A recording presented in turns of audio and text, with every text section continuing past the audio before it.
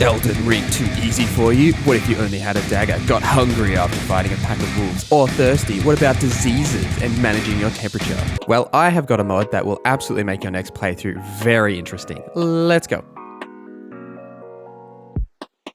Before we get into today's mod, just a quick word from our sponsor. Today's video sponsor is Opera GX. If you're in my Discord, you will know that I've been looking for a new internet browser for about the past month. I'm sick of Chrome crashing all the time and chewing up all of my RAM, and Opera GX reached out to me. I was very excited to try out their browser. I've been using the browser for a few days now and enjoying its ease of use. Firstly, the UI is like beautiful. I love minimalistic UIs and dark modes, especially that you can force dark mode on web pages. Any web page, so good. Moving over to the browser was super easy. I imported all of my bookmarks and it has Chrome extensions. They also have a mobile app which has the exact same features as the desktop app. You can link your desktop and mobile version so you can have all your bookmarks and everything in the same place. So many of this browser's features seem like perfectly made for me. The GX control allows you to limit the amount of RAM and CPU the browser is using so it doesn't get in the way of your gaming, and for me personally, doesn't get in the way of my video editing because I always have like 25 tabs open while I'm video editing. And the network limiter, so you can limit the amount of bandwidth that the browser is using so it doesn't impact your games or streams or anything else that you're doing on the internet or someone else might be doing on the internet. My favorite feature is the background music. I spend most of my days in a web browser writing scripts for this channel, my freelance work or uni.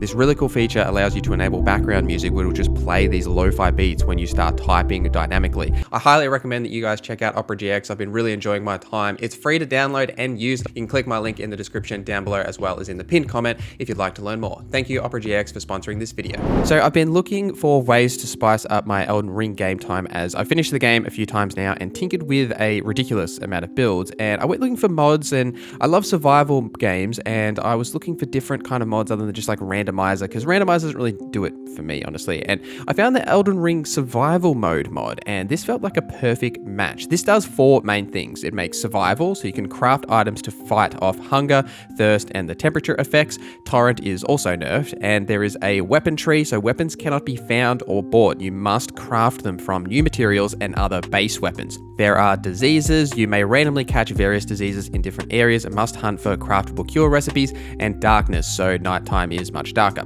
All of these features are optional and I decided to enable all of them except for the darkness because I'm blind enough as it is and I hate games that make the world space artificially dark and you can't see anything. I'm a creature of the daytime, honestly. So what I really liked about this mod is the crafting elements. So the first thing you'll realize is that you start out with just a dagger. That's like one of the base weapons that you start out with. And in order to get any new weapons, you will need to craft them. And this is done by finding the different materials throughout the world that are either random drops from enemies or in chests that previously held weapons in them.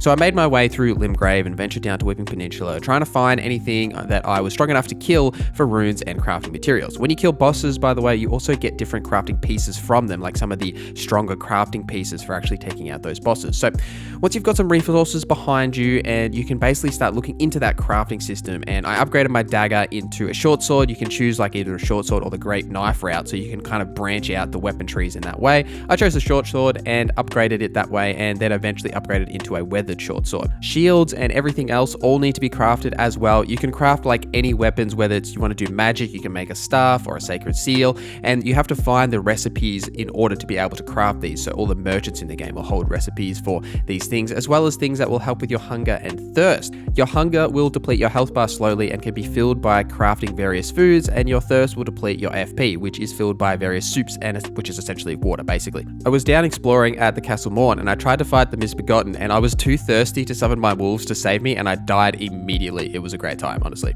This makes all the collectibles on the ground, from like the roa berries, the flowers, the mushrooms, and the animals themselves for their bones and meat, so much more valuable than the base game, where after a while they basically just become set dressing and you don't really need to destroy these animals or collect all of these things.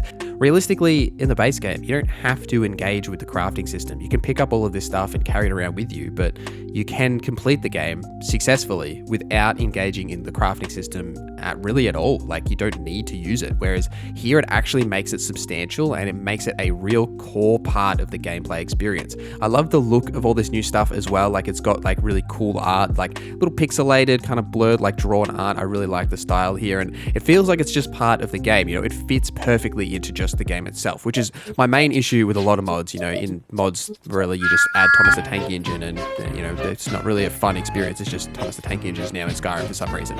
I love lore-friendly stuff, honestly. Like, lore-friendly mods and increasing the immersion of the world space is like my favorite thing. Oh, I haven't touched on diseases like at all yet, but diseases I almost didn't enable because I thought that they might be too punishing, and I actually wish that I did, because they are seriously punishing. I feel like every 5 minutes I'm hit with a new one. So essentially, whenever you take damage, you have a chance to get a disease, and the disease can be anything from reducing your damage negation to reducing your vigor or increasing the rate you get hungry and thirsty. In order to get rid of a disease, you have to find the recipe cure from one of the merchants in the game, and I've only found the cure for the Limgrave disease that I got, but hopefully I'll find more, because I am like collecting diseases like they're going out of fashion. I remember when I was fighting Margot, I got a disease from Margot themselves, and I just like panicked and died, and it was hilarious. But that's kind of like what I really love about this mod, is that it makes Elden Ring feel new again. Exploring has a new sense of discovery, specifically like opening chests and exploring and finding these different resources, being like, oh, what does this do? And oh man, like if I find another metal plate, I can finally upgrade my short sword, but where do I find metal plates? Like, I have to go around and find this stuff, and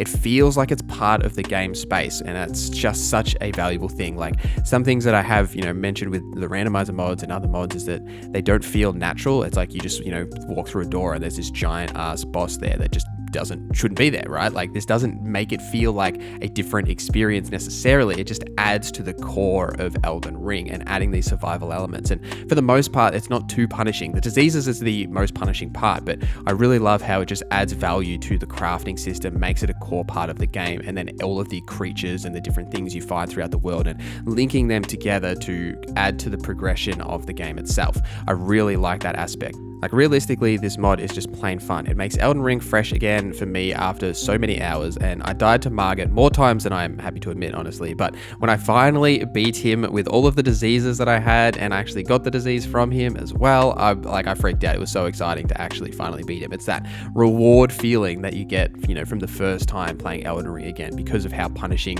having to level up these weapons in this new way and having to use specific weapons that maybe you wouldn't use, plus like specific shields and things, like whatever you kind of get your hands on and having to use that stuff. But it's also that sense of mystery as well, right? Because you don't know what you're going to find in chests, you know, what kind of crafting resources you're going to find, or even when you go to merchants, like what recipes and cookbooks are they going to have that'll actually make a substantial improvement to my ability to survive in the world? Like, are they going to be able to sell me, you know, a new shield cookbook or some other weapon that'll help me, or even just crafting resources like, you know, metal plates and stones and things that'll actually allow me to craft higher level weapons. Like, there's plenty of things here that just feel new and exciting and make the world just fun to explore again. You know, after so many hours in Elden Ring, I know where like everything is, and I know exactly where to go for the certain things that I want to actually get. And this makes it different, and it makes it new, and it changes the way that you think about the game, which is new and exciting. And I think that's what I look for in mods, is to change the way that I play the game without making it, you know, an unimmersive experience. Like, I'm all about immersion in games and feeling like it's a part of the actual core experience, and this mod absolutely does that,